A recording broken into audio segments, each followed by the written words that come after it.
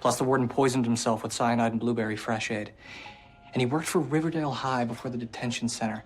The question is, was he playing G&G with someone or for someone? And since he's dead, Joaquin's the only one who can know the answer. Right. Collect call from the Leopold and Loeb Juvenile Detention Center? Sure. Archie, the first thing I learned at Southside High was that you need to roll with a crew to survive.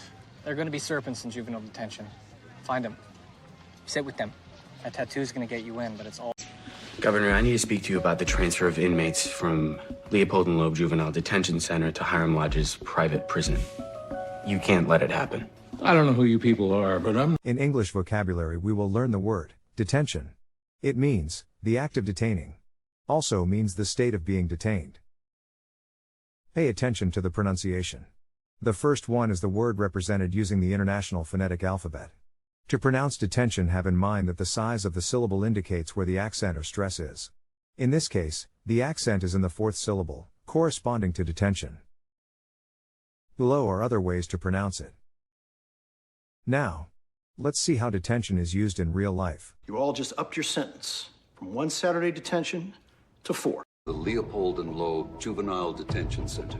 Members of the Midnight Club, come to the detention room tonight. And he worked for Riverdale High before the detention center. Welcome to Saturday detention. At the Leopold and Loeb Juvenile Detention Center. There are going to be serpents in juvenile detention. From Leopold and Loeb Juvenile Detention Center to Hiram Lodge. Leopold and Loeb Juvenile Detention Center? You've got quite a future at Leopold. Take the test at accent101.com to find out si sabes inglés o hablas inglés.